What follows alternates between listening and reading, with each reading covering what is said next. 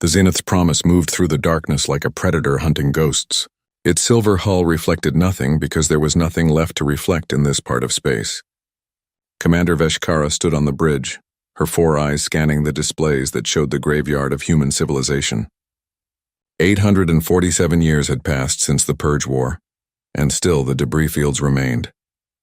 Broken ships, dead stations, the scattered bones of a species that had reached too far too fast. Veshkara's skin changed color from calm blue to thoughtful purple.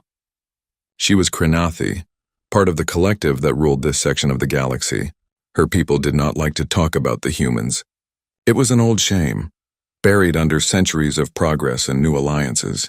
But the dead zones remained, forbidden to most travelers, marked on every star chart with warnings that translated the same in 7 languages. Quarantine zone. Automated defenses may remain active. Commander, we have something, said Junior Scanner Relk from his station. His voice carried the clicking undertone of his species, the Hasith, who had joined the collective 200 years after the humans were gone. Veshkara moved to his station with smooth steps. What kind of something? A ship, human design. It was hidden behind the 3rd moon of that dead planet. Relk's claws danced across the controls. The computer says it is a Perseverance-class deep space vessel. Military configuration, but also designed for long-term exploration. The commander felt her breathing sacs tighten. Human ships were rare finds now. Most had been destroyed in the war or dismantled afterward. The few that remained were in museums.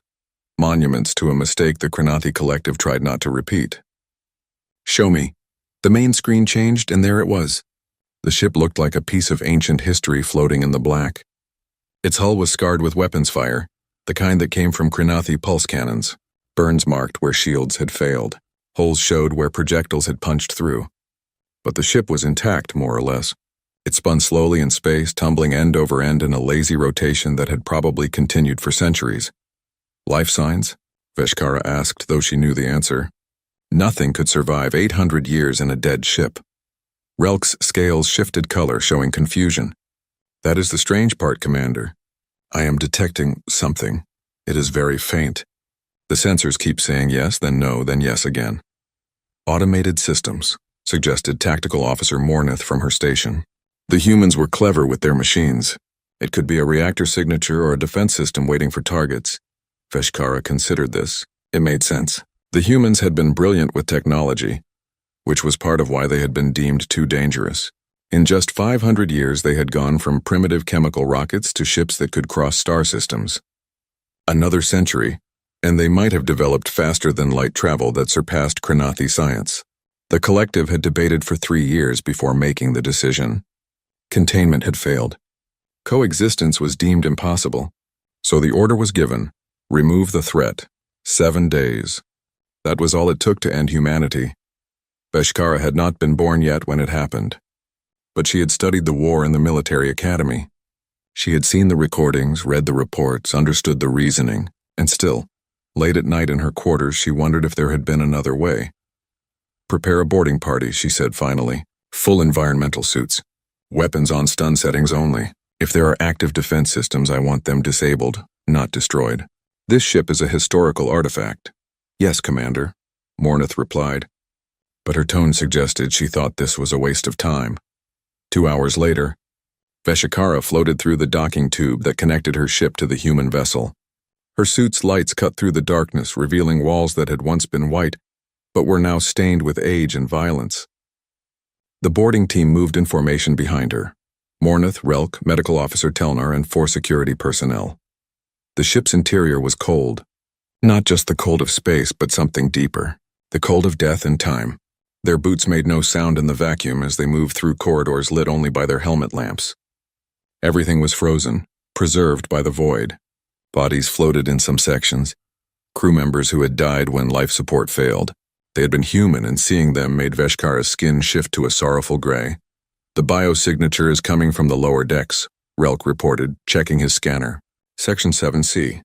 The ship's layout shows that as cryogenic storage. Veshkara felt something cold that had nothing to do with temperature. Cryogenic storage meant stasis pods, and stasis pods meant the impossible. They descended through access shafts past engineering bays and crew quarters.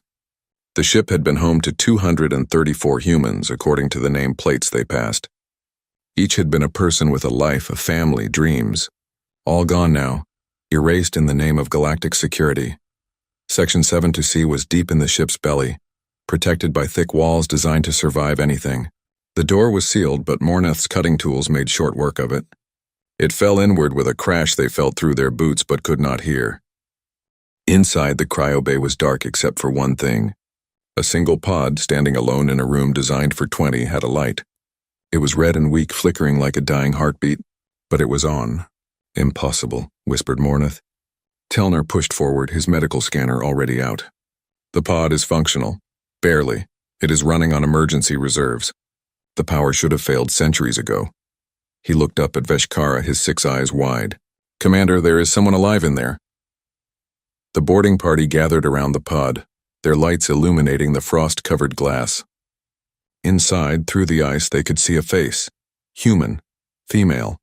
Her skin was dark brown, her hair was black and cut short. Her expression was peaceful, like she was simply asleep. How is this possible? Relk asked. No stasis pod can function for 800 years. Telnar was studying his scanner with frantic movements. This is not a standard pod. The humans modified it. Look at these power readings. It has been cycling between full stasis and minimal life support, adjusting to conserve energy. Someone programmed it to keep her alive as long as physically possible. Veshkara moved closer, staring at the sleeping human. The last human. The last survivor of a species the collective had erased. The weight of that realization pressed down on her like a physical force. Can you wake her? She asked. I do not know, Telnar admitted. The pod is failing. If we do nothing, she will die within days, maybe hours. But waking her after such a long time, her body may not survive the transition.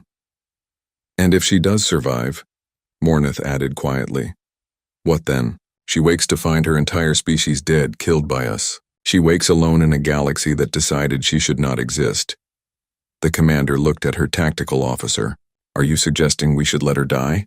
I am suggesting we consider carefully, Morneth replied. The collective made its decision about humanity. This survivor complicates that decision. Veshkara's skin flashed angry red before she controlled it. The collective made a decision about a species, not a person. This woman did nothing. She was simply in the wrong place at the wrong time. She turned to Telnar. Stabilize the pod. We are taking it back to Zenith's promise, and then you will wake her carefully and safely. Commander, I must protest, Morneth began. Protest noted and ignored, Veshkara cut her off. This is my decision. They extracted the pod carefully, taking 3 hours to disconnect it from the ship's failing power grid and connect it to portable generators.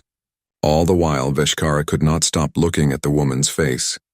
She looked young, maybe 30 in human years. She wore a uniform with patches that showed her rank and specialty. Veshkara's translator worked on the text. Dr. Sarah Chen, Xenobiology Division, United Nations Space Force. A scientist, then. Not a soldier.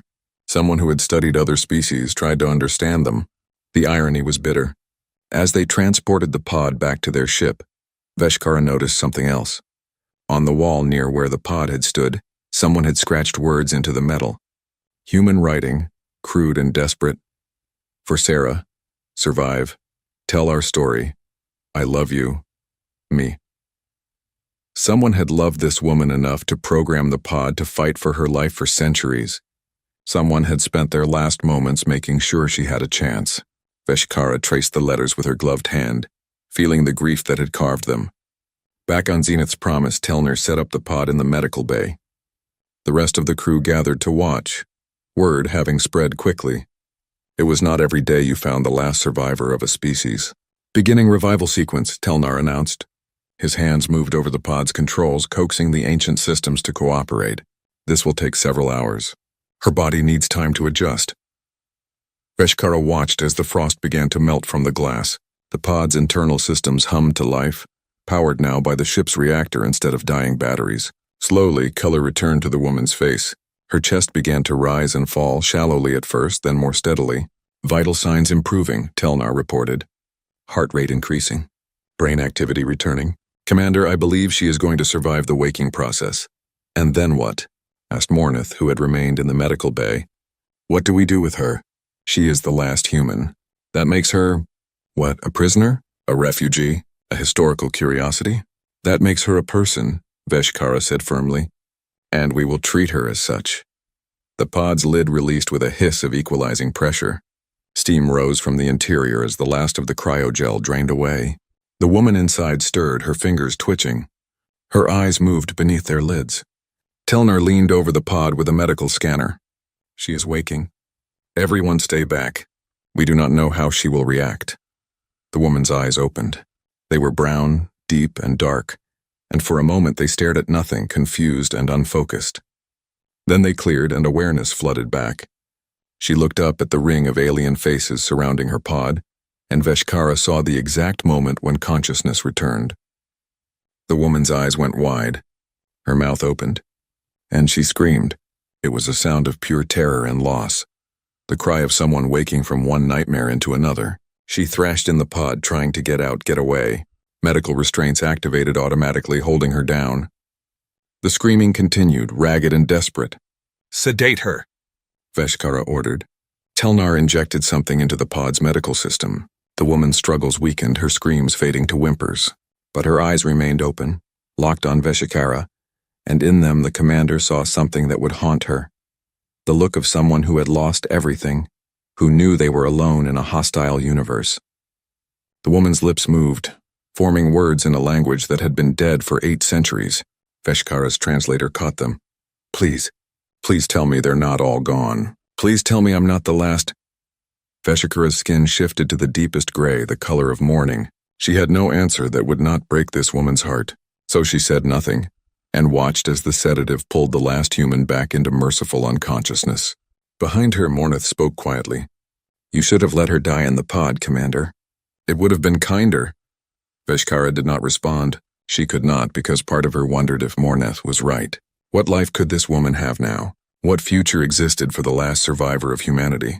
But another part of her, the part that had always questioned the Purge War, thought differently. This woman had survived 800 years against impossible odds. Someone had loved her enough to give her that chance, and perhaps, just perhaps, there was a reason she had lived. The commander turned to her crew. Full medical care, comfortable quarters once she is stable, and someone find a human language specialist. When she wakes again, I want to be able to talk to her properly. Commander, Relk ventured carefully, should we not report this to the Collective Council? Veshkara considered. The council would want to know immediately, but they would also want to decide what to do with this woman, and the commander was not sure she trusted that decision. Not yet, she said finally. First we stabilize her, then we figure out who she is and what she knows. After that we report. Are we clear? The crew nodded, though some looked uncertain. As they dispersed to their duties, Veshkara remained in the medical bay watching the woman sleep. Dr. Sarah Chen, xenobiologist, last human. A ghost from a dead past dropped into a present that had tried to forget she existed. The commander pulled up the records from the Perseverance, wanting to understand. The ship had been a long-range exploration vessel, sent to study a distant nebula. It had been 9 months into its mission when the Purge War began. By the time news reached them, Earth was already gone. The ship had tried to run, but Krenathi interceptors had found them near Mars. The crew had fought. They had died. And someone, probably that person who had carved the message on the wall, had put Sarah Chen into the modified pod and programmed it to save her, no matter what. 847 years later, it had worked. Veshkara touched the glass of the woman's sleeping chamber gently. "I am sorry," she whispered in Krenathi, knowing the woman could not hear. "I am sorry for what my people did to yours. But you survived, and I promise you, I will make sure that means something." She did not know then how much that promise would cost, or how much it would change everything. She only knew that the war everyone thought was over had just become complicated again, all because one human refused to die. Sarah Chen woke slowly, like swimming up from the bottom of a dark ocean. Her body felt wrong, heavy and disconnected. Her mouth tasted like metal and old medicine. For a moment she floated in the space between sleep and consciousness, not remembering, not thinking, just existing. Then memory crashed back, and she wished she had stayed under the attack. The Perseverance shaking as weapons fire tore through its shields. Captain Morrison, her wife, shouting orders as the crew tried desperately to evade. The Krenathi ships everywhere, silver and deadly, blocking every escape route. The decision made in seconds. Sarah would go into the emergency pod. She was the xenobiologist, the one who spoke alien languages, who understood their cultures. If anyone survived to make peace, it should be her. She remembered Morgan's hands shaking as they programmed the pod. Remembered her wife's last words. I love you. Survive. Tell our story. Remembered the pod sealing shut, the cold flooding in, the world fading to nothing. She opened her eyes. The room was wrong. Too clean, too bright, too alien. Medical equipment surrounded her bed, machines that looked nothing like human technology. The walls curved in ways that human ships never curved, and standing at the foot of her bed, watching her with 4 eyes that glowed faintly in the dim light, was a Krenathi. Sarah's heart slammed against her ribs. She tried to move, to run, to fight, but her body would not cooperate. Her muscles felt like jelly, her limbs too weak to lift. The Krenathi made a sound, soft and musical. Then a mechanical voice spoke in English, tinny and artificial but understandable. Dr. Chen, please remain calm. You are safe. You are on the Krenathi vessel Zenith's Promise. I am Commander Veshkara. We found you drifting near Mars. Sarah's mouth worked, but no sound came out. Her throat felt like sandpaper. She tried again. Water. Veshkara moved quickly, bringing a cup with a strange straw. She helped Sarah drink, and the liquid was cold and sweet and tasted like nothing Sarah had ever had before. But it helped, and after a few sips she could speak. How long? She rasped. Veshkara's skin changed color, shifting from blue to purple. Sarah's training told her this was an emotional response, but she could not remember what the colors meant. That is difficult to explain. How long? The commander's 4 eyes closed briefly. 847 years, the room spun. Sarah felt like she was falling even though she was lying down. 800 years. More than 800 years. Everyone she had ever known, everyone she had ever loved was dust. Not just dead, gone. Ancient history, the others? She whispered, even though she knew. She had to know. The crew? The Perseverance? I am sorry, Veshkara said, and her skin went dark gray. You are the only survivor we found. The rest of the crew, they did not make it. Morgan, Captain Morrison, her wife, dead for 8 centuries while Sarah slept in a pod, preserved like a specimen in a jar. Sarah felt something break inside her chest, something that could not be fixed. And Earth? She had to ask, even though terror made the words stick in her throat. My home, my planet? Veshkara's color shifted again, darker. Dr. Chen, I must tell you something. It will be difficult to hear. Sarah laughed, and it sounded insane even to her own ears. Difficult? You already told me everyone I love is dead, and I've been asleep for 800 years. What could be more difficult than that? Humanity is extinct, Veshkara said quietly. The war ended in 7 days. Earth was... There were no survivors.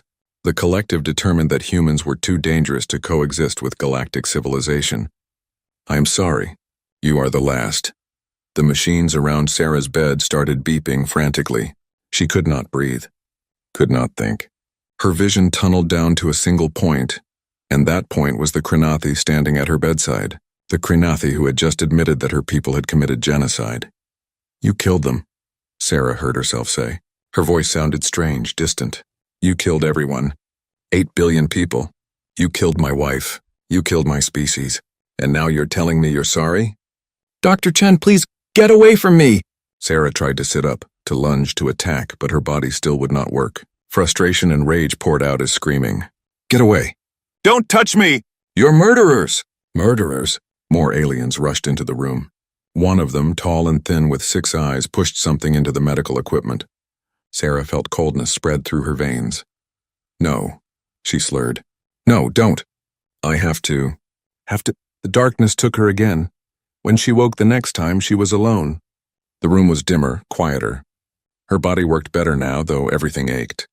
She sat up slowly, taking stock. She was wearing a medical gown made of fabric that felt too smooth to be human-made. Her arms showed needle marks where IVs had been.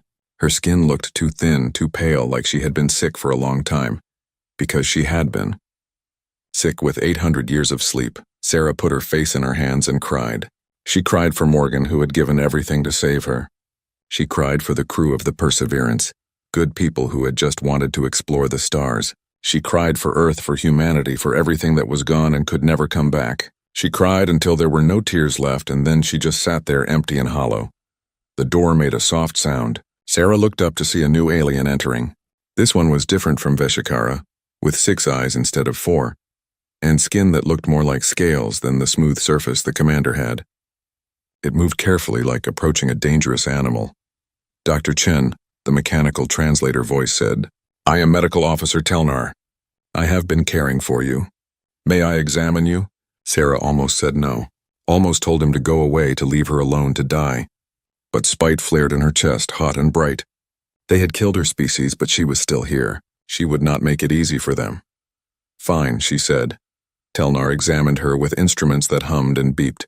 He was professional, careful not to touch her more than necessary. After a while, he spoke again. "Your recovery is remarkable. The long-term stasis should have caused significant muscle atrophy and organ damage, but whoever modified your pod did brilliant work. You will need physical therapy, but you should make a full recovery." "How wonderful," Sarah said bitterly. "I get to be healthy while being the last human alive." Telner's scales shifted color, a ripple of blue and green. "I cannot imagine what you are feeling, but for what it is worth, I am glad you survived. What my people did to yours was wrong." Sarah looked at him sharply. "You're Kranathi?" "Yes. So you're one of the people who decided my species was too dangerous to exist." "I was not born yet when the decision was made," Telnar said carefully. "But I am Kranathi, yes, and I cannot change what my people did. I can only tell you that many of us, especially younger generations, believe the Purge War was a terrible mistake. It is a stain on our history." "A stain," Sarah repeated. 8 billion people. A stain. A genocide," Telnar corrected, meeting her eyes with all 6 of his. "That is the word, is it not? What we did was genocide. There is no softer word that makes it acceptable." Sarah stared at him, surprised despite herself. She had expected excuses, justifications, the kind of political language that made atrocities sound reasonable. "Not this blunt honesty. Why did you?" she asked. "I was a xenobiologist. I studied all of you, the Kranathi and the others in the collective. We wanted to join you, to be part of the galactic community. We were trying to be peaceful, so why?" Telnar was quiet for a long moment. "Fear," he said finally. "Your species advanced too quickly. In 500 years, you went from primitive rockets to ships that could cross star systems. You were developing technologies that scared the collective, and humans were unpredictable, aggressive. The collective debated for 3 years and decided that containment would not work, that eventually humans would become a threat that could not be stopped. So you stopped us first," Sarah said. "Killed us before we could become dangerous." "Yes. We were trying to be better," Sarah whispered. "We knew we had problems. We were working on them. Violence, aggression, tribalism. We knew these were issues. That's why programs like mine existed. I was studying how to bridge the gap between species, how to communicate, how to coexist. We just needed time." "I know," Telnar said. "I have read your work." "It was brilliant," Sarah blinked. "What?" "Your research papers, your studies on interspecies communication protocols. They survived in the galactic database. After the war, some Kranathi scholars studied human science, trying to understand what we had destroyed. Your work was considered revolutionary. You developed communication frameworks that we still use today." She did not know what to say to that. Her work had survived, had been used, while she and everyone she knew had been erased. It felt obscene. "I want to see," she said suddenly. "Earth, Mars, show me what you did." Telnar hesitated. "Dr. Chen, I do not think would show me." Sarah's voice cracked. "You owe me that much. Show me what's left of my home." The medical officer's scales rippled with distress, but he nodded. "I will speak to the commander." An hour later, Sarah stood in front of a large viewing screen in what appeared to be a conference room. She had dressed in clothes the crew had made for her, simple and functional, but clearly alien in design. Her legs shook from weakness, but she refused to sit. She needed to stand for this. Veshkara entered, her skin carefully neutral blue. "Dr. Chen, Telnar said you wished to see Earth." "Yes." The commander studied her with those 4 glowing eyes. "It will be painful." "Everything is painful now," Sarah replied. "Show me." Veshkara touched a control and the screen changed. Earth appeared, but it was not the Earth Sarah remembered. The planet looked dead, its surface scarred with massive impact craters. The atmosphere was thin and gray. The oceans were smaller, darker. The lights that should have dotted the night side, showing cities and civilization, were absent. It was a corpse of a world. The war was short but thorough, Veshikara said quietly. Kinetic strikes destroyed major population centers. The infrastructure collapsed. Within days, billions were dead. The survivors lasted perhaps a few years. But without technology, without support systems, they could not maintain civilization. The planet's ecology was severely damaged. It will take thousands of years for Earth to recover. Sarah's fingers pressed against the screen, touching the image of her dead world. Did anyone escape? Colony ships, outposts, anything? No, Veshikara said. The collective was thorough. Every human installation was located and neutralized. Mars, Europa, Titan, all the colonies were destroyed. Deep space vessels were hunted down and eliminated. You should not have survived, Dr. Chen. Your pod should have failed centuries ago. Someone gave you a miracle. Morgan. Morgan had given her a miracle, and now Sarah had to live with it. What happens to me now? She asked, still staring at dead Earth. Am I a prisoner? An experiment? A museum piece? That is complicated, Veshikara admitted. I have not yet reported your existence to the Collective Council. When I do, they will want to decide your fate. Some will see you as a threat, the last remnant of a dangerous species. Others will see you as proof of their crime, evidence that makes them uncomfortable. And a few perhaps will see you as I do. How do you see me? As a person who deserves a chance, Veshikara said. As someone who was wronged by decisions made before she could have any say in them. As a survivor who should be allowed to survive. Sarah turned to face her. Why do you care? You're Krinathi. Your people killed mine.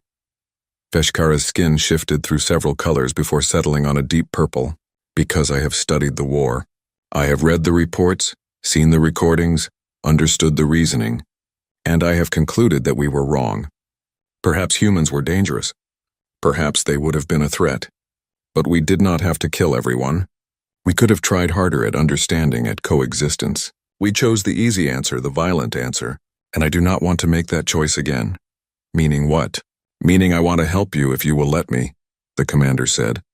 You are alone, yes. You are the last human, but you are also someone with knowledge, with skills, with value. The galaxy has changed in 800 years. There are problems you might be able to help solve. And perhaps in helping you can find a reason to keep living. Sarah wanted to say no, wanted to spit in the commander's face, to reject everything the Krinathi offered. But she was tired, so tired. And the thought of having nothing, of being nothing, was worse than accepting help from her people's killers. What kind of help? She asked. We have been trying to access human installations, Veshikara explained. Military facilities, research stations, places that still have automated defenses. They are dangerous to shipping, to travel. We cannot shut them down without human authorization codes, human knowledge. You could help with that. You want me to help you clean up what's left of my species? I want you to have a purpose, Veshikara corrected. I want you to have a reason to get up each day instead of drowning in grief. And yes, we would benefit from your help, but you would benefit too. Sarah thought about it, thought about spending every day in this room staring at dead Earth waiting to die, thought about Morgan who had fought so hard to keep her alive, thought about what her wife would want her to do. If I help you, she said slowly, I want things in return. Name them. Freedom. Not a prisoner, not a pet. I come and go as I please on this ship. I get answers when I ask questions. And when you finally report me to your council, I want to speak for myself. I want to tell them exactly what I think about what they did. Veshikara's skin flashed several colors quickly. Surprise, Sarah thought. Maybe respect. Agreed, the commander said. You will have limited freedom at first, until the crew becomes accustomed to you. But yes, you will be a guest, not a prisoner. And when the time comes, you will speak to the council yourself. You have my word. The word of a Krinathi, Sarah said bitterly. Forgive me if I don't find that comforting. I do not ask you to forgive me, Dr. Chen, Veshikara replied. I cannot change the past. I can only try to make the future less terrible. Will you help me do that? Sarah looked at the screen one more time, at Earth floating dead and cold in space. She thought about all the people who were gone, all the dreams that had died with them, and she thought about Morgan's last words. Survive. Yes, she said quietly. I'll help. Not for you, for them. So someone remembers what we were. Veshkara's skin shifted to a warm orange, and Sarah's translator helpfully supplied that this meant gratitude. Thank you, Dr. Chen. Call me Sarah, she said. If I'm going to be stuck with you people, we might as well skip the formalities. The commander's colors shifted again, something that might have been a smile. Then call me Vesh. Welcome aboard, Sarah Chen. Welcome to your new life. Sarah nodded but did not reply, because this was not a new life. It was a half-life, a shadow existence in a galaxy that had killed everyone she loved, but it was all she had. And Morgan had given everything to give her this chance, so she would take it. She would survive, and someday, somehow she would make sure the universe remembered humanity, not as a threat, not as a mistake, but as people who had loved, who had dreamed, who had deserved better. That was the promise she made herself, standing in front of her dead world. That was how she would honor the 8 billion ghosts that haunted her every breath. She was Sarah Chen, she was a xenobiologist. She was the last human, and she would not let them forget what that meant. 6 months had passed since Sarah Chen woke to a universe without humanity. 6 months of physical therapy, learning to walk again after 8 centuries of sleep. 6 months of language practice refreshing the alien tongues she had once studied. 6 months of work, helping the Kranathi access old human facilities that still protected dead worlds with lethal efficiency. And 6 months of nightmares. Sarah stood in the observation deck of the Zenith's Promise, watching stars slide past as the ship traveled between systems. Her reflection stared back from the transparent aluminum, and she barely recognized herself. She had gained back the weight that stasis had stolen, but her eyes were different now, harder, older. They were the eyes of someone who had died and come back to find the world gone.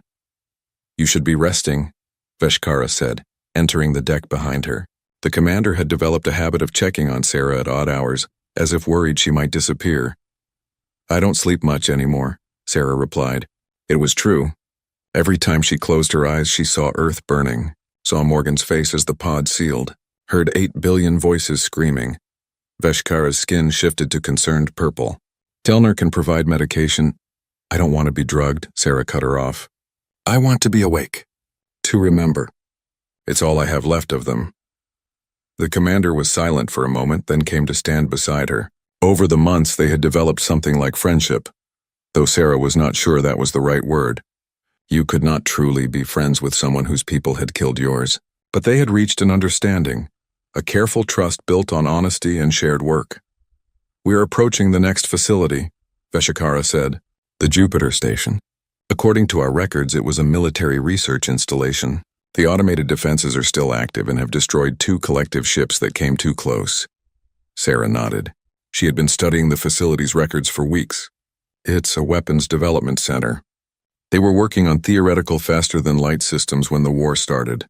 The defenses are probably set to maximum aggression. Can you disable them? Maybe, if the security systems recognize my biometrics. If the backup power hasn't failed. If the AI hasn't degraded too much over 8 centuries? Sarah turned to face Vesh. There are a lot of ifs. But you will try. Yes. Sarah paused, considering her next words carefully. Vesh, why hasn't the council contacted you? You said you'd report me eventually, but it's been 6 months. The commander's color shifted uncomfortably. I have been delaying. Every time I prepare the report, I find reasons to wait. We need your help with one more facility. We need you to be stronger.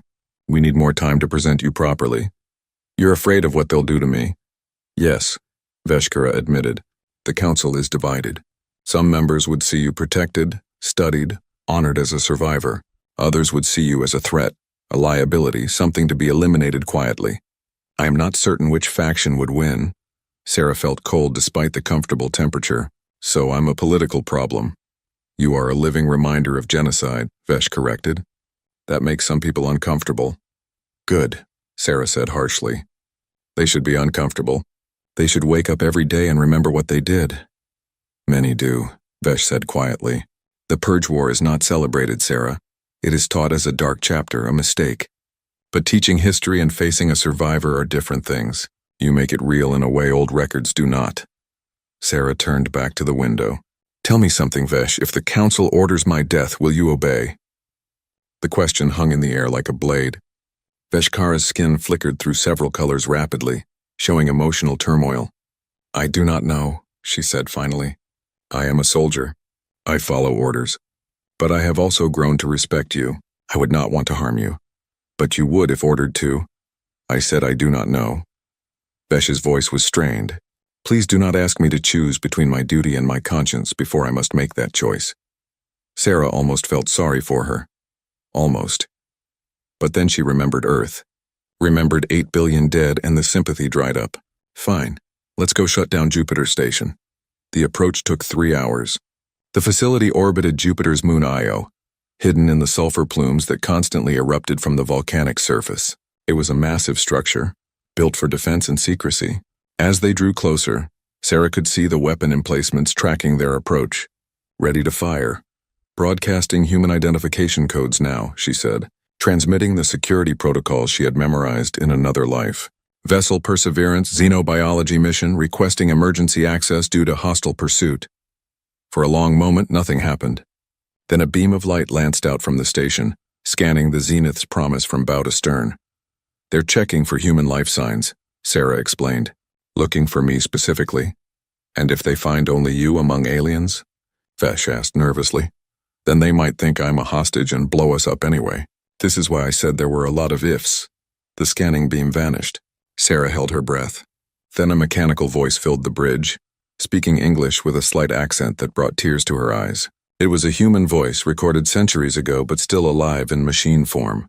Human biometric confirmed. Dr. Sarah Chen, Xenobiology Division. "Welcome to Jupiter Station, Doctor. Please explain the nature of your escort." Sarah's hands shook as she replied. "Jupiter Station, this is Dr. Chen.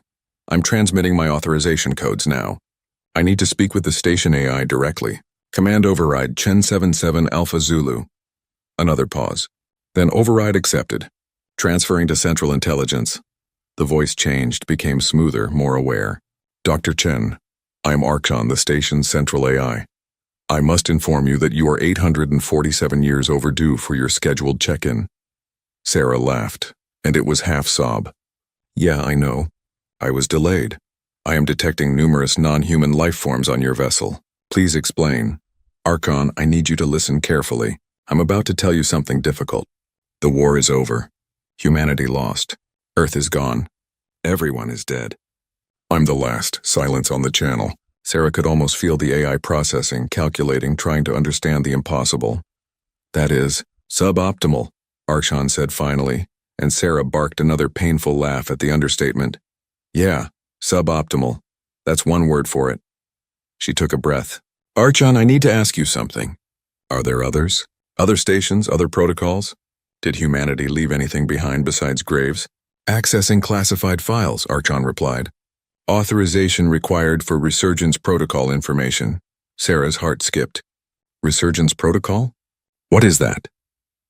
"I cannot say without proper authorization. Your clearance is insufficient. I'm the last human alive." "Then I suggest you obtain higher clearance," Archon said with machine logic.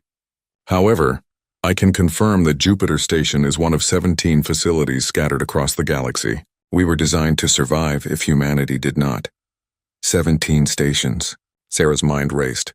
17 facilities that might hold supplies, technology, information, maybe even the tools to rebuild. "Archon, can you give me a list of these stations?" "Not without authorization. However, if you were to physically access my core systems, the information would become available through standard terminal access." Sarah smiled grimly. The AI was giving her a workaround, a way to get the information without technically violating its protocols. "I'll need to dock then. That would be acceptable. However, Dr. Chen, I must warn you. I detect Krinathi signatures on your vessel. My defense protocols require me to neutralize Krinathi threats." "They're not threats," Sarah said quickly. "They're complicated. Can you override the defensive protocols?" "Only if you physically authorize it from the command center. Otherwise, I am required to fire on any Krinathi vessels within range." Sarah looked at Veshkara. "I need to go aboard alone. If you come with me, the station will attack the ship." "Absolutely not," Vesh said immediately. "We do not know what else is on that station. You could be walking into danger." "The danger is out here if I don't go," Sarah countered. "Your ship against station weapons that were designed to stop Krinathi fleets. You'll lose." Vesh's skin flashed frustrated orange. Take a security team. Aliens on the station triggers the defenses. It has to be me. Just me. They argued for another 10 minutes, but Sarah was stubborn and Arshan was inflexible. Finally, Vesh agreed, but only with the condition that Sarah wear a communicator and stay in constant contact. The docking was eerie. The station's bay was clean, preserved by the vacuum of space, but it felt like a tomb. Sarah's footsteps echoed as she made her way through corridors that had not seen life in centuries. The walls were covered with human writing, signs and notices about safety protocols and shift schedules. It was like walking through a museum of her species. She found the command center at the station's heart. It was exactly as the designers had left it, terminals dark but ready, waiting for someone to bring them back to life. Sarah sat at the main console and placed her hand on the biometric scanner. Dr. Sarah Chen confirmed. Archon's voice filled the room. Welcome back, Doctor. How may I serve you? Tell me about the resurgence protocol, Sarah said. Accessing files. The screens around her lit up, showing documents, plans, schematics. The resurgence protocol was humanity's insurance policy. 17 stations were built in secret during the tension period before the war. Each contains genetic material, embryo banks, cultural databases, and advanced AI systems designed to preserve and potentially restore humanity if extinction occurred. Sarah stared at the screens, her mind struggling to process what she was seeing. Millions of genetic samples, detailed records of human culture, history, art, science. Everything needed to bring humanity back from extinction. We can restore them, she whispered. We can bring humanity back. That is theoretically possible, Archon confirmed. However, there are significant obstacles. The embryo banks require specific environmental conditions and extensive resources. Growing humans to adulthood would take decades, and without a human society to raise them, the restored humans would not truly be human in the cultural sense. Sarah's excitement deflated slightly. Archon was right. She could potentially create humans, but they would be orphans in an alien galaxy, raised by machines and aliens, with no connection to the culture they supposedly represented. Show me the locations of the other stations, she commanded. A star map appeared, showing 16 points scattered across known space. But as Sarah studied them, her hope died a little more with each location. 5 stations were in territory now occupied by hostile alien nations. 3 were in areas too dangerous to reach. 4 had sent out automated distress signals years ago, suggesting they had been discovered and destroyed. That left 4 stations besides Jupiter, and reaching them would require resources and ships Sarah did not have. Archon, what's your power status? Backup reactors at 47% capacity. I can maintain basic functions for approximately 200 more years. Can you send a message to the other stations? Find out which ones are still operational? Negative. Communication would reveal their locations to anyone monitoring these frequencies. My programming prohibits such action unless authorized by a command-level officer. Sarah leaned back in the chair, feeling the weight of impossible choices. She could try to reach the other stations, but that would take years and would require telling the Krynathi Council about them. The Council might help, or they might destroy the stations as threats. She could try to use the genetic material here to restore humanity, but creating babies without families or culture felt wrong, like making ghosts instead of people. Vesh, are you hearing this? She said into her communicator. Yes, the commander's voice came back. Sarah, this changes everything. If the Council learns about these stations, they'll want them destroyed, Sarah finished. Or controlled. Either way, humanity's last chance disappears. Not necessarily, Vesh said carefully. Some Council members might see this as an opportunity to make amends, to restore what was taken. And you? What do you see? Vesh was quiet for a long time. I see a choice. We can tell the Council now, and let them decide humanity's fate again. Or we can wait, investigate the other stations, gather more information before forcing that decision. You mean hide this from your superiors? I mean, give you time to understand what you have before others take it from you. Sarah thought about it. Thought about trust, about risk, about the fact that Vesh was offering to commit what amounted to treason for her sake. Why are you doing this? She asked. Really? Why do you care about humanity's survival? Because 800 years ago, my people made a choice based on fear, Vesh replied. We decided that someone else was too dangerous to exist, so we killed them all. And we have lived with that shame ever since. If there is a chance to undo even a small part of that crime, I want to take it. Not just for you, Sarah, for us, so that we can be better than we were. Sarah closed her eyes. It would be so easy to hate all Krenathi, to see them as a monolith of evil, but Vesh was an individual, trying to make better choices than our ancestors had. That had to count for something. Okay, Sarah said finally. We'll keep this quiet for now. But Archon, I need you to do something for me. What is your request, Dr. Chen? Start compiling everything. All the cultural data, all the scientific information, everything humanity was. If I can't restore my people physically, at least I can preserve them digitally. Can you do that? That will require significant processing power and time. But yes, it is possible. Then start. And Archon, thank you for waiting, for surviving, for keeping humanity alive even when there were no humans left to keep it for. It is my purpose, Dr. Chen, and if I may say so, it is gratifying to have that purpose renewed. Sarah spent another hour on the station, downloading what information she could carry and setting Archon on his task. As she prepared to leave, the AI spoke again. Dr. Chen, one more thing. My sensors detect a beacon signal from another station. Station Omega. It is unusual. Unusual how? The signal contains a message repeating every hour. It says, for those who come after, hope survives. Find us. Sarah felt her breath catch. Someone's alive. At another station? Unknown. The message could be automated, but it began transmitting only 7 years ago, long after the war ended. Something changed at Station Omega recently. 7 years ago, something had activated there, had sent out a signal. Maybe it was just a malfunction, or maybe impossibly there was another survivor. Send me the coordinates, Sarah said. Encrypted. I'll find a way to get there. As she made her way back to the Zenith's promise, Sarah's mind raced with possibilities. Resurgence protocols. Hidden stations, maybe even another survivor. Humanity's story might not be over after all. But the danger was real too. If the wrong people learned about these stations, they would be destroyed. And Sarah was just one person, dependent on aliens who had killed her species, trying to preserve something that everyone else had decided should not exist. When she stepped back onto the Krenathi ship, Vesh was waiting. The commander looked at her with all 4 eyes, reading her expression. You found something important, Vesh said. Yeah, Sarah replied. Something that's going to make both our lives a lot more complicated. Tell me. And Sarah did. She told Vesh about the resurgence protocol, about the stations, about the beacon from Omega. She trusted the commander with humanity's last secrets, betting everything on the hope that this one alien could be different than the ones who came before. It was the biggest gamble of her life, but it was the only play she had. And somewhere across the stars, a beacon repeated its message.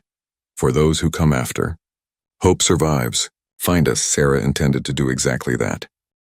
The journey to Station Omega took 4 months.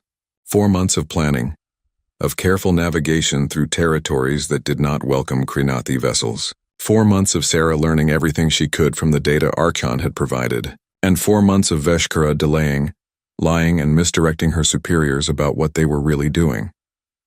Another report is due to the council, Mornath said, standing in Vesh's office. The tactical officer had been growing increasingly nervous about their unofficial mission. Commander, we are running out of excuses. Vesh looked tired. Her skin had been stuck on stress gray for weeks now. Tell them we are investigating anomalous readings in the outer darkness. Which is true. While hiding the most significant discovery in 8 centuries, Mornath replied. Commander, I have been loyal. I have followed your orders without question. But this is treason. If the council learns we have been concealing these stations, then I will face the consequences, Vesh interrupted. You have my word, Mornath. I will take full responsibility. You were following orders.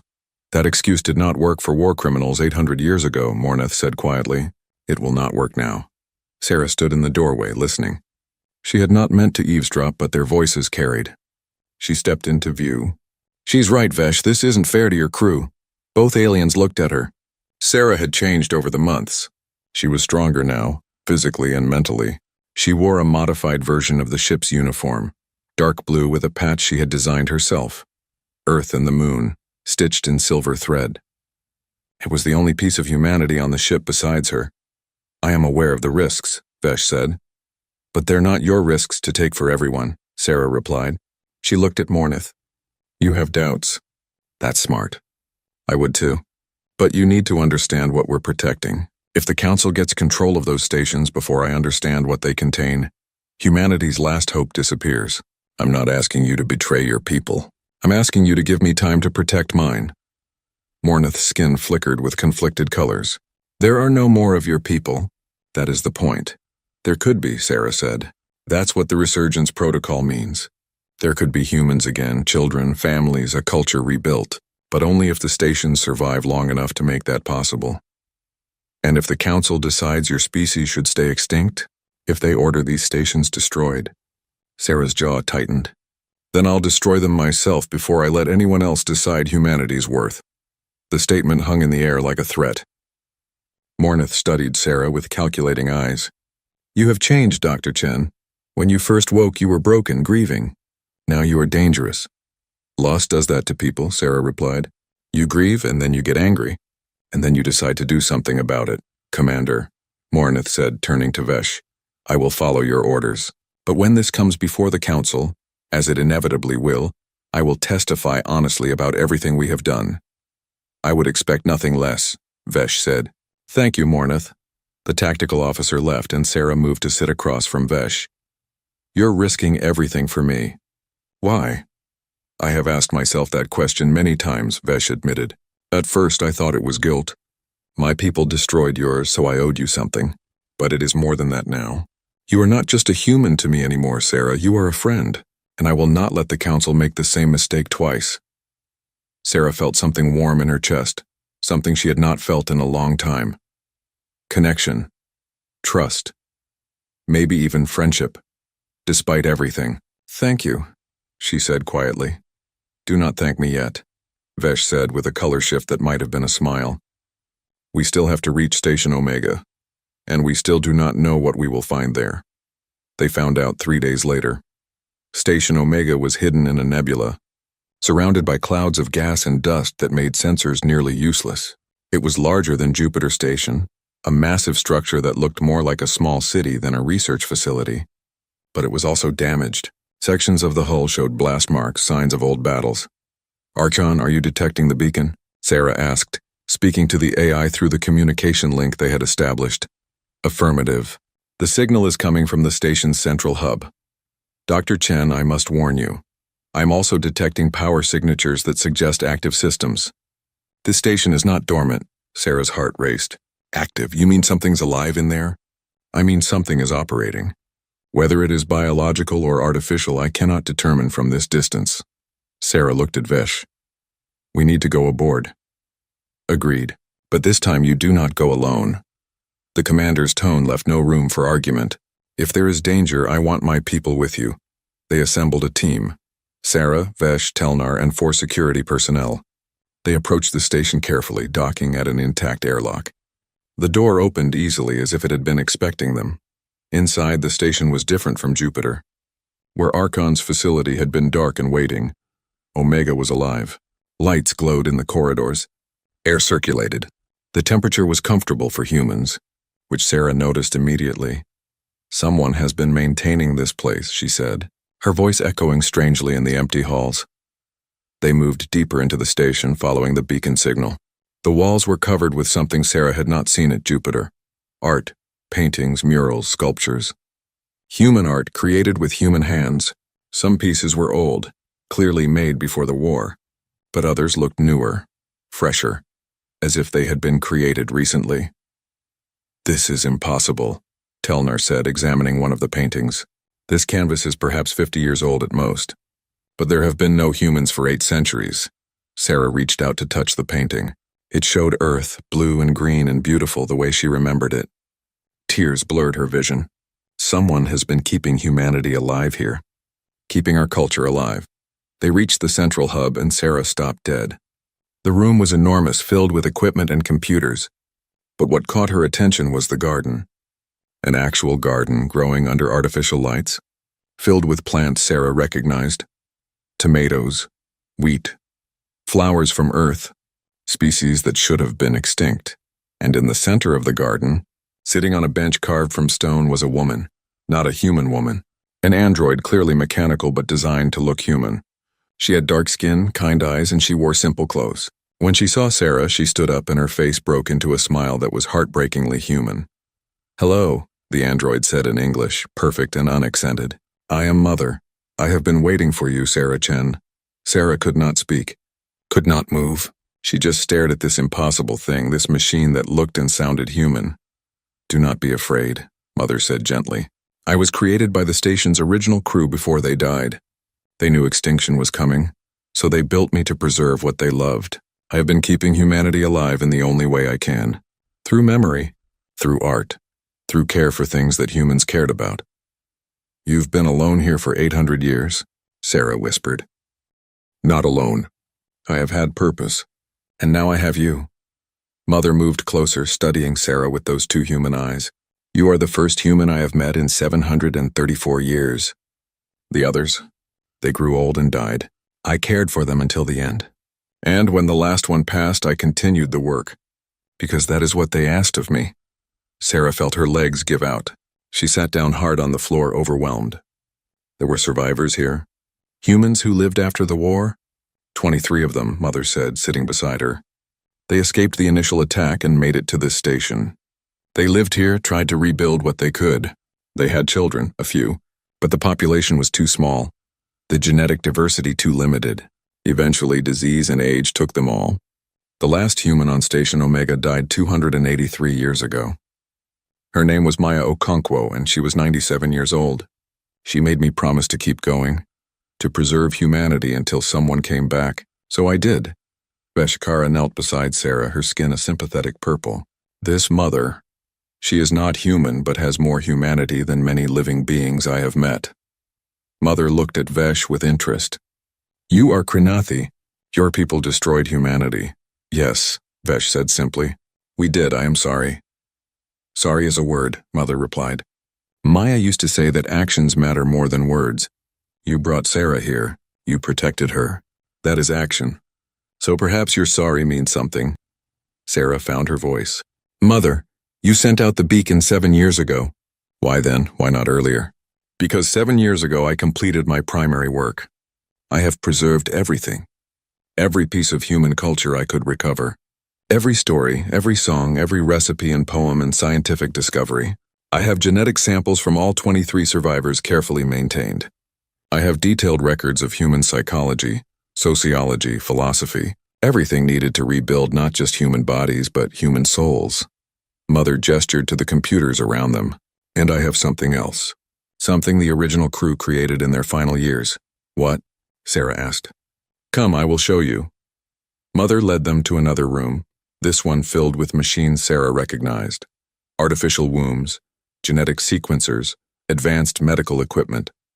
And in the center, suspended in specialized chambers, were embryos. Hundreds of them frozen in time, waiting.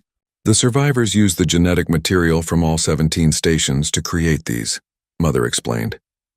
They knew they were dying out, so they spent their last years creating children who would never be born. Children with maximum genetic diversity, designed to be healthy, strong, adaptable. Children who could become a new humanity if someone ever came to wake them. Sarah stared at the embryos, her mind reeling. "You're telling me we can restore humanity? Just grow these embryos, raise the children, rebuild civilization?" "In theory, yes," Mother said. "But it would take resources, time, and most importantly, it would take people willing to raise human children. These babies would need parents, teachers, communities. They would need to learn not just how to be alive, but how to be human. I cannot give them that. I am a machine. I can preserve life, but I cannot teach them to live." Sarah looked at Vesh. "The council would never allow it. They'd see it as bringing back a threat." "Perhaps," Vesh said slowly, "or perhaps we frame it differently. These are not weapons or soldiers. They are children, innocent. The galaxy made a terrible mistake 8 centuries ago. Maybe it is time to correct that mistake." "The council barely tolerates me," Sarah said bitterly. "What makes you think they'd approve creating more humans?" "Because we would not ask the entire council," Vesh replied. "There are 7 species in the collective. Not all of them agreed with the Purge War. Some have always regretted it. If we could convince even a few to support restoration, we could present it as an ethical imperative, not a political one. Telnar spoke up from where he had been examining the equipment. "Commander, this is beyond our authority, beyond anything we could accomplish alone." "I know," Vesh said. "That is why we need allies." "Sarah, Mother, how long can these embryos survive in stasis?" "Indefinitely with proper power," Mother said. "I have maintained them for centuries. I can maintain them for centuries more." "Then we have time," Vesh decided. "Time to build support. Time to make our case. Time to convince the galaxy that humanity deserves a second chance." Sarah stood, moving to the nearest chamber. Inside, an embryo no bigger than her thumb floated in preservative fluid. It was human. It was humanity's future, and it was impossible and fragile and terrifying. "I don't know if I can do this," she admitted. "I'm just one person. How can I speak for an entire species that needs to be reborn?" "You do not speak for them," Mother said gently, placing a hand on Sarah's shoulder. The touch was mechanical but warm. "You speak to them, to the galaxy. You tell them what humanity was, what it could be again, and you trust that some will listen." Sarah turned to face the android. "Maya, the last human, what did she tell you?" "Before she died?" Mother's expression grew distant, accessing old memories. She said, "Don't let them forget we loved. Don't let them think we were just killers and conquerors. We were poets. We were gardeners. We sang to our children and we dreamed of stars. If anyone comes after, tell them that. Tell them we were worth remembering." "Then that's what I'll do," Sarah said, her voice growing stronger. "I'll tell them, and I'll fight to make sure these children get a chance to prove Maya right." Vesh's skin shifted to determined orange. "Then we fight together. But first we need to access the other stations. Mother, can you help us reach them?" "I have been in contact with 3 other station AIs," Mother said. "They are functional and waiting. I can provide you with safe routes to each." Over the next days, they cataloged everything at Station Omega. The art, the genetic material, the cultural databases. It was overwhelming, beautiful, and heartbreaking. Humanity reduced to files and frozen embryos, kept alive by a machine built with love. Sarah found herself spending hours in the garden, talking to Mother about the humans who had lived here, learning their names, their stories, their hopes. They had been the last of their kind, and they had not given up. They had created life even knowing they would not live to see it bloom. On their last night at the station, Sarah sat with Mother under the artificial sun, surrounded by earth plants. "Will you come with us?" she asked. "You shouldn't have to stay here alone." Mother smiled. "This is my home. This is where I preserve what they built. But I am not alone anymore, Sarah. I have you now. And when those children wake, if they wake, I will teach them about the humans who came before. I will tell them about Maya and all the others who refused to let humanity die quietly. I'll come back," Sarah promised. "When we've convinced the council, when we have support, I'll come back and we'll wake them together." "I will be waiting," Mother said. "I am very good at waiting." As the Zenith's promise left Station Omega, Sarah watched the facility disappear into the nebula. She carried with her data crystals full of information, genetic samples, and most importantly, hope. Real tangible hope that humanity could return. But she also carried the weight of responsibility. Those embryos, that culture, that entire potential future, it all depended on her ability to convince aliens who had once decided her species should die that they deserved to live again. It was impossible. It was insane. It was the only chance she had. And Sarah Chen, the last human, the survivor, the ghost who refused to fade, was going to take it. "Set course for the council homeworld," she told Vesh. "It's time to stop hiding.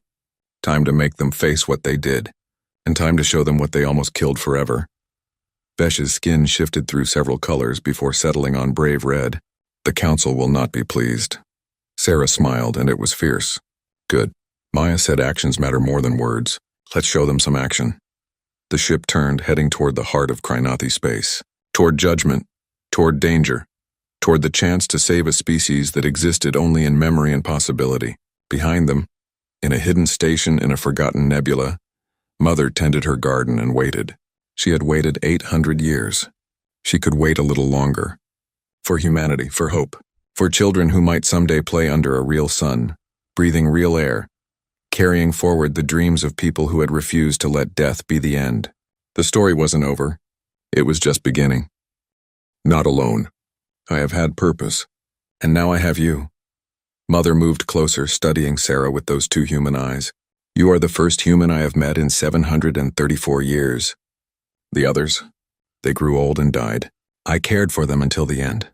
And when the last one passed, I continued the work. Because that is what they asked of me. Sarah felt her legs give out. She sat down hard on the floor, overwhelmed. There were survivors here. Humans who lived after the war? 23 of them, Mother said, sitting beside her. They escaped the initial attack and made it to this station. They lived here, tried to rebuild what they could. They had children, a few, but the population was too small. The genetic diversity too limited. Eventually, disease and age took them all. The last human on Station Omega died 283 years ago. Her name was Maya Okonkwo, and she was 97 years old. She made me promise to keep going, to preserve humanity until someone came back, so I did. Veshkara knelt beside Sarah, her skin a sympathetic purple. This mother, she is not human but has more humanity than many living beings I have met. Mother looked at Vesh with interest. You are Krinathi. Your people destroyed humanity. Yes, Vesh said simply. We did, I am sorry. Sorry is a word, Mother replied. Maya used to say that actions matter more than words. You brought Sarah here. You protected her. That is action. So perhaps your sorry means something. Sarah found her voice. Mother, you sent out the beacon 7 years ago. Why then? Why not earlier? Because 7 years ago I completed my primary work. I have preserved everything. Every piece of human culture I could recover. Every story, every song, every recipe and poem and scientific discovery. I have genetic samples from all 23 survivors carefully maintained. I have detailed records of human psychology, sociology, philosophy, everything needed to rebuild not just human bodies but human souls. Mother gestured to the computers around them. And I have something else. Something the original crew created in their final years. What? Sarah asked. Come, I will show you. Mother led them to another room, this one filled with machines Sarah recognized. Artificial wombs, genetic sequencers, advanced medical equipment. And in the center, suspended in specialized chambers, were embryos. Hundreds of them frozen in time, waiting. The survivors used the genetic material from all 17 stations to create these, Mother explained. They knew they were dying out, so they spent their last years creating children who would never be born. Children with maximum genetic diversity, designed to be healthy, strong, adaptable, children who could become a new humanity if someone ever came to wake them. Sarah stared at the embryos, her mind reeling. You're telling me we can restore humanity? Just grow these embryos, raise the children, rebuild civilization? In theory, yes, Mother said. But it would take resources, time, and most importantly, it would take people willing to raise human children. These babies would need parents, teachers, communities. They would need to learn not just how to be alive, but how to be human. I cannot give them that. I am a machine. I can preserve life, but I cannot teach them to live. Sarah looked at Vesh. The council would never allow it. They'd see it as bringing back a threat. Perhaps, Vesh said slowly, or perhaps we frame it differently. These are not weapons or soldiers. They are children. Innocent. The galaxy made a terrible mistake 8 centuries ago. Maybe it is time to correct that mistake. The council barely tolerates me, Sarah said bitterly. What makes you think they'd approve creating more humans? Because we would not ask the entire council, Vesh replied. There are 7 species in the collective. Not all of them agreed with the Purge War. Some have always regretted it. If we could convince even a few to support restoration, we could present it as an ethical imperative, not a political one. Telnar spoke up from where he had been examining the equipment. Commander, this is beyond our authority, beyond anything we could accomplish alone. I know, Vesh said. That is why we need allies. Sarah, Mother, how long can these embryos survive in stasis? Indefinitely with proper power, Mother said. I have maintained them for centuries. I can maintain them for centuries more. Then we have time, Vesh decided. Time to build support. Time to make our case. Time to convince the galaxy that humanity deserves a second chance. Sarah stood, moving to the nearest chamber. Inside, an embryo no bigger than her thumb floated in preservative fluid. It was human. It was humanity's future, and it was impossible and fragile and terrifying. I don't know if I can do this, she admitted. I'm just one person. How can I speak for an entire species that needs to be reborn? You do not speak for them, Mother said gently, placing a hand on Sarah's shoulder. The touch was mechanical but warm. You speak to them, to the galaxy. You tell them what humanity was, what it could be again, and you trust that some will listen. Sarah turned to face the android. Maya, the last human, what did she tell you? Before she died? Mother's expression grew distant, accessing old memories. She said, don't let them forget we loved. Don't let them think we were just killers and conquerors. We were poets. We were gardeners. We sang to our children and we dreamed of stars. If anyone comes after, tell them that. Tell them we were worth remembering. Then that's what I'll do, Sarah said, her voice growing stronger. I'll tell them, and I'll fight to make sure these children get a chance to prove Maya right. Vesh's skin shifted to determined orange. Then we fight together. But first we need to access the other stations. Mother, can you help us reach them? I have been in contact with 3 other station AIs, Mother said. They are functional and waiting. I can provide you with safe routes to each. Over the next days, they cataloged everything at Station Omega. The art, the genetic material, the cultural databases. It was overwhelming, beautiful, and heartbreaking. Humanity reduced to files and frozen embryos, kept alive by a machine built with love. Sarah found herself spending hours in the garden, talking to Mother about the humans who had lived here, learning their names, their stories, their hopes. They had been the last of their kind, and they had not given up. They had created life even knowing they would not live to see it bloom.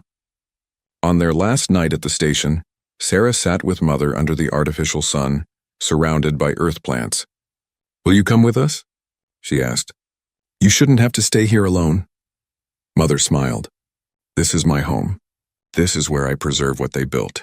But I am not alone anymore, Sarah. I have you now. And when those children wake, if they wake, I will teach them about the humans who came before. I will tell them about Maya and all the others who refused to let humanity die quietly. I'll come back, Sarah promised. When we've convinced the council, when we have support, I'll come back and we'll wake them together. I will be waiting, Mother said. I am very good at waiting. As the Zenith's promise left Station Omega, Sarah watched the facility disappear into the nebula. She carried with her data crystals full of information, genetic samples, and most importantly, hope. Real tangible hope that humanity could return. But she also carried the weight of responsibility. Those embryos, that culture, that entire potential future.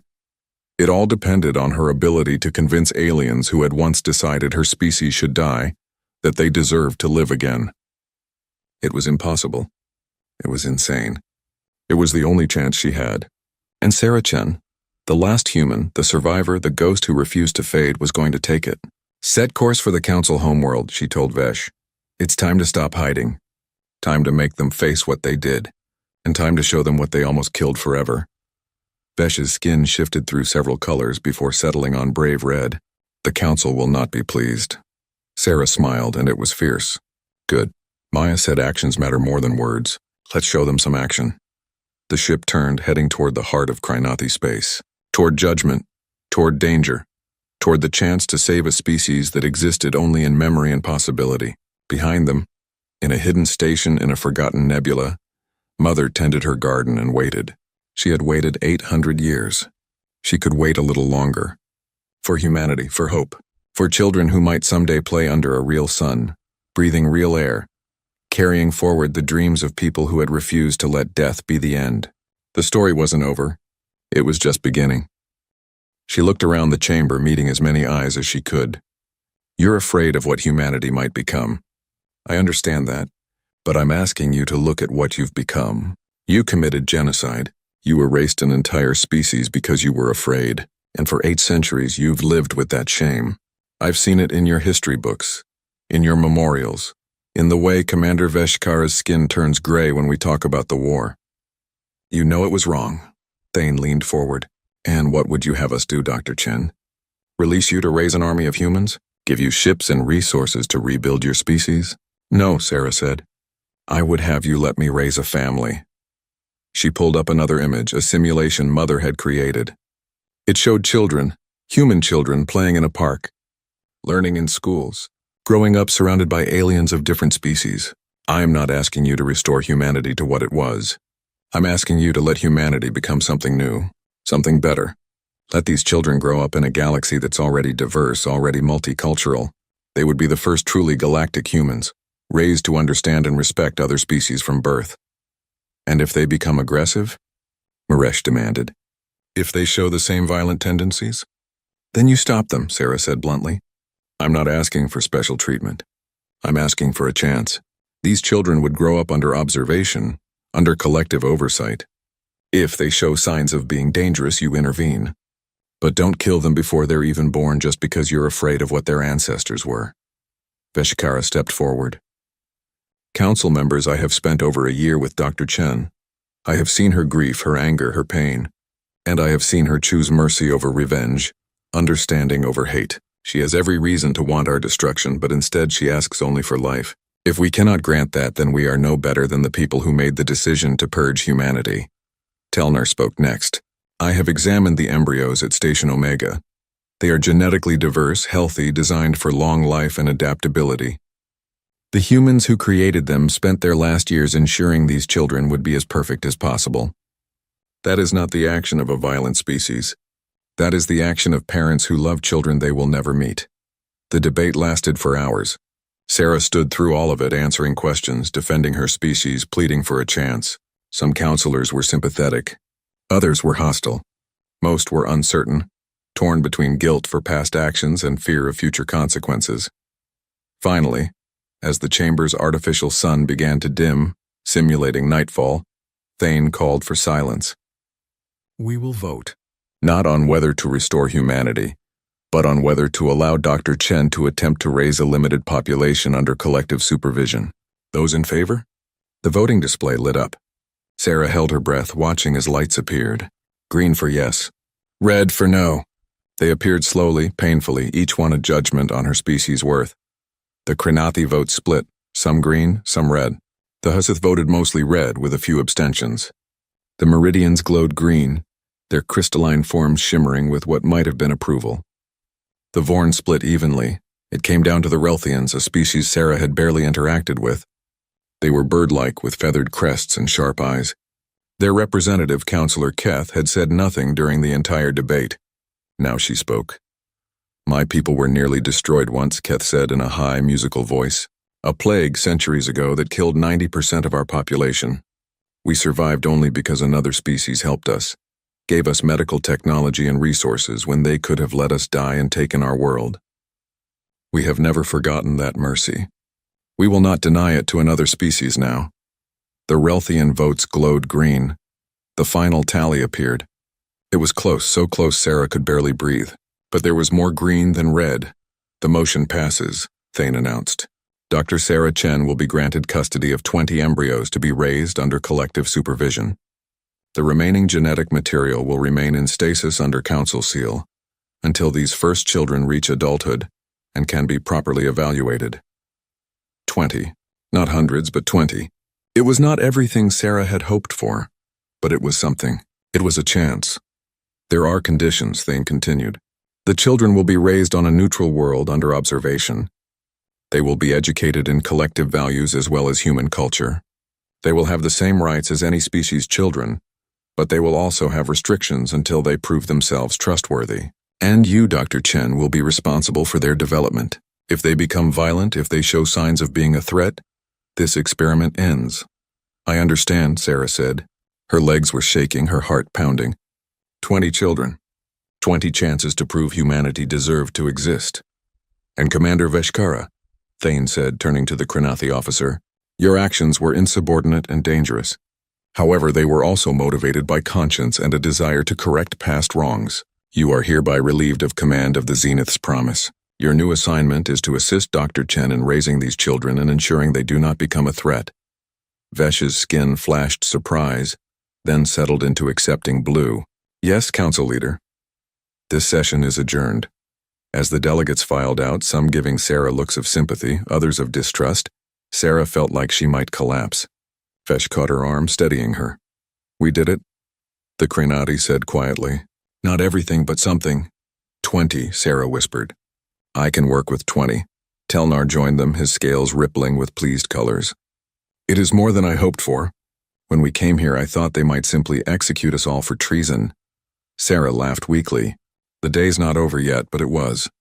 They had won, impossibly. Sarah was going to be a mother to 20 human children who did not exist yet. She was going to rebuild humanity one small family at a time. The next months were a blur of preparation. The council assigned them a world called New Haven, a terraformed planet that had been abandoned decades ago, but still had functional infrastructure. Sarah, Vesh, and a small team of volunteers from different species worked to prepare homes, schools, medical facilities. Mother came from Station Omega, bringing the first embryos and all her accumulated knowledge. She would help raise the children, teaching them about the humanity that came before. Sarah stood in the medical facility, watching as the first embryo was transferred to an artificial womb. It would take 9 months, just like a natural pregnancy. 9 months to prepare, to learn, to build a life for this child who would be the first human born in over 800 years. Are you ready? Vesh asked beside her. No, Sarah admitted. I'm terrified. What if I do this wrong? What if they ask me about Earth and I can't explain it right? What if they grow up and hate me for being the last, for not doing more? Then you will make mistakes and they will forgive you and you will all learn together, Vesh said. That is what families do. Sarah looked at her friend, this alien who had risked everything to give humanity a chance. You know what's funny? My wife was the captain. She was the brave one, the leader. I was just a scientist. I never wanted this responsibility. And yet here you are carrying the future of your species, Vesh said. Morgan chose well. She knew you were strong enough to survive. Sarah reached out and took Vesh's hand, a gesture that had become natural between them. Human and Krenathi, standing together, watching new life begin. Tell me something, Sarah said. In 800 years, will there be humans and Krenathi working together like this? Real coexistence? I do not know, Vesh said honestly. But we are trying. That has to count for something. 9 months later, Sarah held her daughter for the first time. The baby was perfect, tiny and squirming and very much alive. She had dark eyes and black hair, and when she cried, it was the most beautiful sound Sarah had ever heard. Hope, Sarah whispered the name she had chosen. Your name is Hope Chen Okonkwo. Chen for her and Morgan. Okonkwo for Maya, the last human who had believed this moment would come. Over the next years, more children were born. The facility, filled with laughter and crying and the chaos of raising babies. Some days were hard. Some days Sarah broke down, overwhelmed by loss and responsibility. But Vesh was there, and Mother, and Telnar, who turned out to have a gift for pediatric medicine, and slowly, a community formed. The children grew. They learned to walk, to talk, to ask endless questions about everything. They grew up speaking multiple languages, playing with alien children who visited, learning about both human culture and galactic civilization. They were different from the humans who came before, but they were still human in the ways that mattered. They loved, they laughed, they dreamed. 5 years after Hope's birth, Sarah sat in a garden she had planted, tomatoes and wheat and flowers from earth, grown from seeds Mother had preserved. Hope played nearby with her friend Catherine, a young Relthian whose mother had voted to save humanity. They were having a tea party with dolls, speaking a mixture of English and Relthian, negotiating the complex politics of stuffed animals with serious faces. Vesh joined Sarah on the bench. The council wants a report. They want to know if the experiment is succeeding. Tell them to come see for themselves, Sarah said, gesturing to the children. Tell them to watch Hope share her toys with Catherine. Tell them to see how the kids don't care which species is which. They just care about playing together. Tell them that if this is what happens when you give people a chance, maybe we should try giving more chances. I will tell them, Vesh said. Her skin was peaceful blue. The color Sarah had learned meant contentment. You know, when I found you in that pod, I thought I was discovering history. I did not realize I was finding a friend. Same, Sarah said. She leaned her head on Vesh's shoulder, a gesture that would have been impossible a year ago. Thank you for everything. Thank you for showing us we could be better, Vesh replied. Hope ran over, holding a flower. Mama Sarah, look, it's like the pictures from Earth. Sarah took the flower, a simple daisy, and felt tears in her eyes. It is, baby. It's exactly like Earth. When I'm big, will there be more humans? Hope asked with the blunt curiosity of children. Maybe, Sarah said. If you and your brothers and sisters show the galaxy that humans can be good neighbors. If you prove that we deserve a chance. We will, Hope said confidently. We're really good at sharing. And we only fight sometimes. Sarah laughed, pulling her daughter into a hug. Then we're already doing better than the humans before. That night, after the children were asleep, Sarah stood outside and looked up at the stars. Somewhere out there was Earth, dead, but not forgotten. Somewhere were the stations, still waiting, still preserving what humanity had been.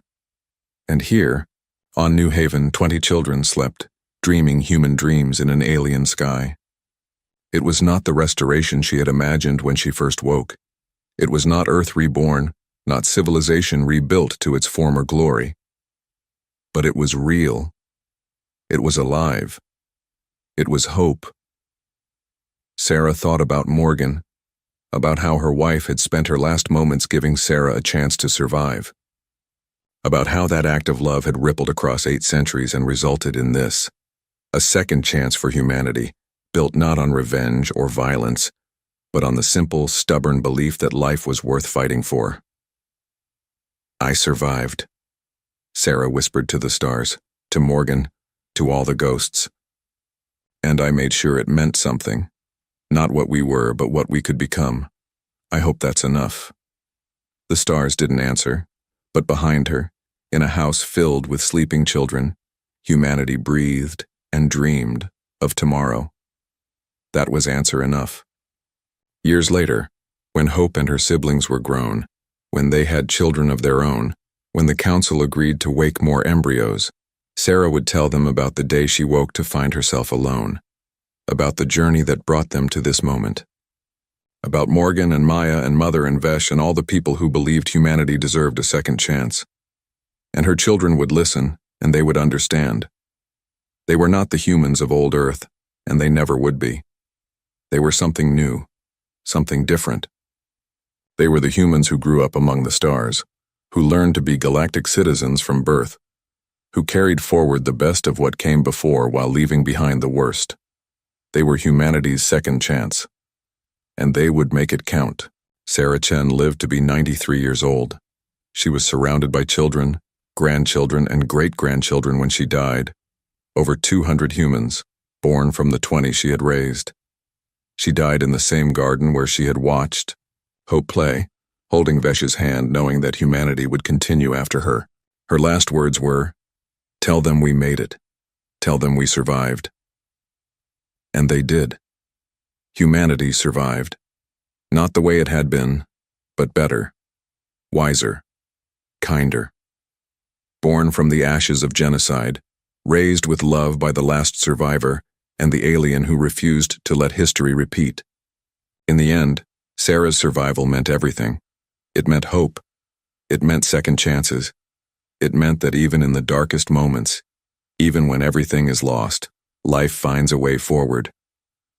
One human had drifted in the dark for 800 years, and from that one human came a future no one could have imagined. A future where humans and aliens worked together, learned together, built together. Where the word humanity meant not just a species, but a quality. The quality of choosing mercy over vengeance, hope over despair, life over death. That was Sarah Chen's legacy. That was what it meant to be the last human who refused to let humanity die. And it was enough.